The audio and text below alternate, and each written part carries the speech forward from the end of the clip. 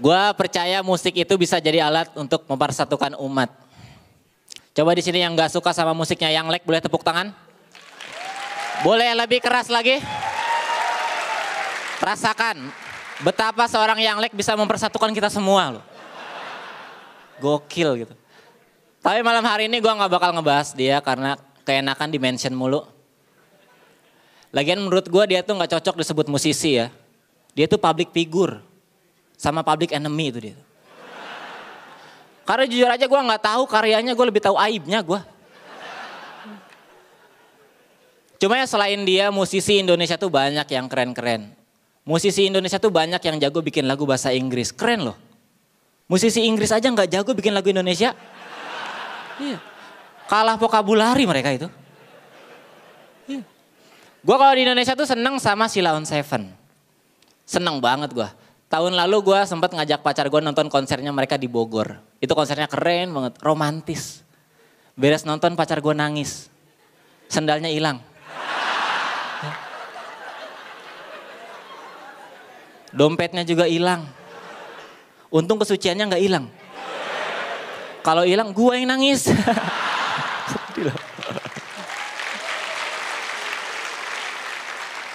Tapi gue seneng Sheila on 7 gitu dari kecil. Karena aksi panggungnya tuh asik, energik gitu. Lihat Duta kalau lagi nyanyi deh.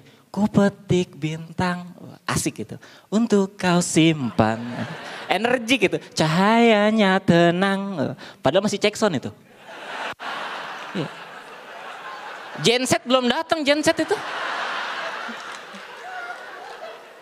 Tapi kan ya penyanyi semakin energik tuh semakin enak dilihat. Coba bayangin penyanyi zaman sekarang. Kayak si Al, tahu kan? Al Gojila. Tahu ya itu ya. Itu gue pernah nonton dia nyanyi langsung lemes banget gitu. Tembak tidak ya. Tembak tidak ya. Kayak kurang imun tuh. Untungnya dia tuh nyanyi lagu pop gitu. Coba kalau nyanyi lagu dangdut kan males yang lihat penyanyi dangdut lemes. Buka Siti Jos. Buka Siti Jos. Yang nonton juga bingung, sawer enggak ya, sawer enggak ya. Gue nih seneng dangdut gitu, tapi kalau disuruh nonton, waduh kesebut kan. Kalau disuruh nonton dia nyanyi dangdut lemes-lemes gitu, gue kalau nyawer gak bakal ngasih duit, ngasih vitamin. Sama ngasih tahu kalau sakit gak usah kerja, istirahat. Bapak kamu kan masih kaya. Kaya gak sih?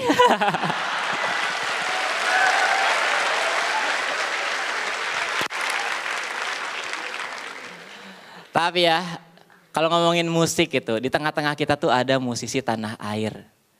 Tepuk tangan untuk Bapak Panji Pragiwaksono. Dong.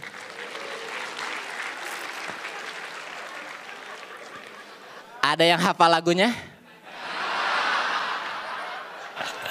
Tapi buat yang gak tahu, Panji ini selain stand up comedian dia juga nge-rap. Dan jejaknya diikutin sama stand up comedian lain. Kemal Falepi tahu? Kemal tuh dulu stand up comedian, sekarang nge-rap. Ngerepotin yang nonton ya. Jujur ya dulu gue kalau nonton Kemal stand up tuh gue diem. Begitu nonton dia nge-rap gue ketawa loh. Apaan nih? Sampah.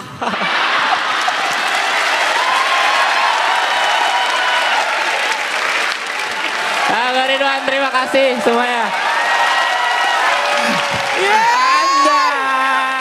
Silakan komentar dari Calon Tong. Ridwan. Ya, Mulai dari awal ya. Seperti saya katakan, kamu rajin dalam mengulik, rajin menulis. Dan tulisanmu itu sangat rapi, teratur, ada ritme-ritme di dalam materi-materi kamu.